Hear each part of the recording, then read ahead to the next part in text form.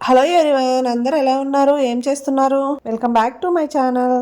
ఈ వీడియోలో మనం నోట్లో వేసుకుంటే కరిగిపోయే కరకరలాడే చక్రాలను చూద్దాం. వీటిని ఒక్కొక్క ఏరియాలో ఒక్కొక్కలాగా అంటారు. మేమైతే చక్రాలు లేదా కారపూస అంటాము. కొన్ని ఏరియాలో మురుకులు, జంతికలు అని కూడా అంటారు. నేనైతే కొంచెం క్వాంటిటీలోనే ప్రిపేర్ చేస్తున్నాను. ఒక గ్లాస్ తీసుకొని ఆ గ్లాస్తో 3 గ్లాసుల పిండి అయితే వేసుకున్నాను. ఈ పిండి నేనైతే ఏమీ మిల్లాడించలేదండి. మా అమ్మ లాస్ట్ టైం వచ్చినప్పుడు ఈ పిండిలో వాము అన్నీ వేసుకొని మిల్లాడిచి తీసుకొని వచ్చారు. అందుకనే నాకు ఈజీగా ఉంది. తర్వాత పిండిని తీసుకున్న తర్వాత పిండిలోకి కొంచెం ఉప్పు, కారం, జీలకర్ర, నువ్వులు అయితే వేసుకుంటున్నాను. నువ్వులు వేసుకుంటే దీనిలోనే కొద్దిగా వెన్నపూసను కూడా వేసుకోవాలి. ఈ వెన్నపూసని నేను ఇంట్లోనే ప్రిపేర్ చేసుకున్నాను. పెరుగు మీద మీగడ తీసి ఫ్రిడ్జ్లో స్టోర్ చేసుకొని అప్పుడప్పుడు ఇలా వెన్నపూస చేసి నెయ్యి కరగబెట్టి పిల్లలకు పెడుతూ ఉంటాను. ఇప్పుడైతే దీనిలోకి యూజ్ అవుతుందని చేశాను.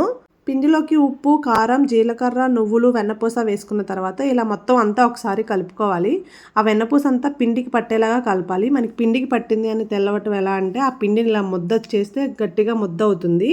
తర్వాత కొద్దిగా వాటర్ పోసుకుంటూ కొంచెం దాంట్లో ఉన్న సగం పిండిని తీసుకొని ముద్దగా చేసుకొని పక్కన పెట్టుకోవాలి. సగం అయిపోయిన తర్వాత సగం చేసుకుంటే మనకి కూడా కలుపుకోవడానికి ఈజీగా ఉంటుంది. అలాగే పిండి నానిపోకుండా ఉంటుంది. ఇలా వీడియోలో చూపిస్తున్నట్టు మనకి ముద్ద అవ్వాలి పిండి. ఆ తర్వాత స్టవ్ వెలిగించుకొని స్టవ్ మీద బాండి పెట్టుకొని ఆయిల్ పోసుకోవాలి. ఆయిల్ పోసుకొని ఆయిల్ వేడయ్యేసరికి కారపూసది గిద్దలు ఉంటాయి కదా, వాటికి కొంచెం ఈ ఆయిల్ తీసుకొని మొత్తం అంతా అప్లై చేసుకోవాలి. ఈ ఆయిల్ అప్లై చేసుకోవడం వల్ల మనకి కారపూస నొక్కేటప్పుడు కొంచెం ఈజీగా దిగుతుంది. నేనైతే ఫస్ట్ టైం ఒకసారి రాస్తాను, తర్వాత రాయను. ఈజీగానే అయిపోతుంది.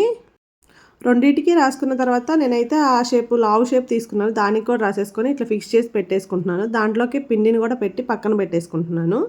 ఈ పిండి పక్కన పెట్టుకున్న తర్వాత ఆయిల్ కాగిందో లేదో టెస్ట్ చేసుకొని ఆయిల్లోకి నొక్కుకోవటమే పిండిని. నేనైతే ఆయిల్ కాగిందో లేదో ఇలా టెస్ట్ చేస్తాను.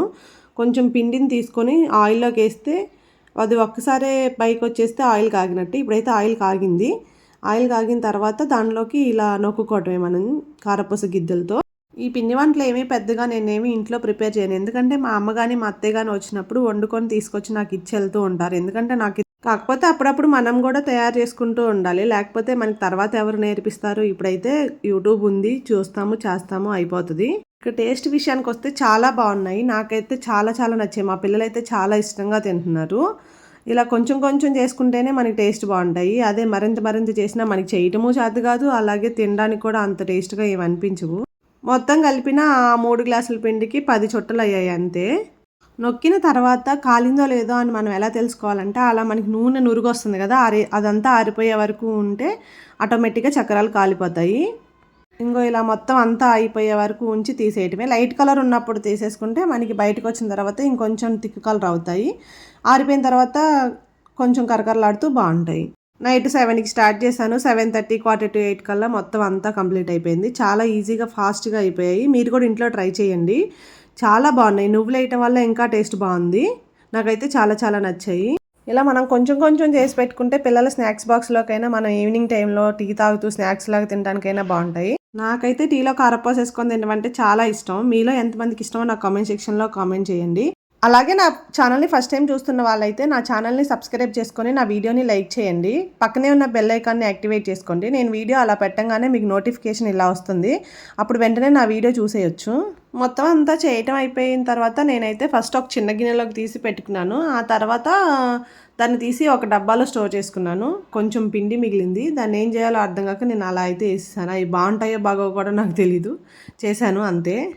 అంతా చేయటం అయిపోయింది. ఇదే లాస్ట్ వాయా. ఇంకా ఆ తర్వాత లాస్ట్లో నేను మీకు చూపిస్తా చూడండి. చక్రాలు ఎలా పట్టుకుంటే ఎలా గుల్లగుల్లగా విరిగిపోతున్నాయో అలా ఉంటేనే మనకి టేస్ట్ బాగుంటుంది. అంతేనండి ఈ వీడియో కనుక మీకు నచ్చినట్లయితే లైక్ చేయండి, షేర్ చేయండి, అలాగే సబ్స్క్రైబ్ చేసుకోండి. మళ్ళీ మరొక వీడియోతో కలుసుకుందాం. ఉంటా. Bye bye.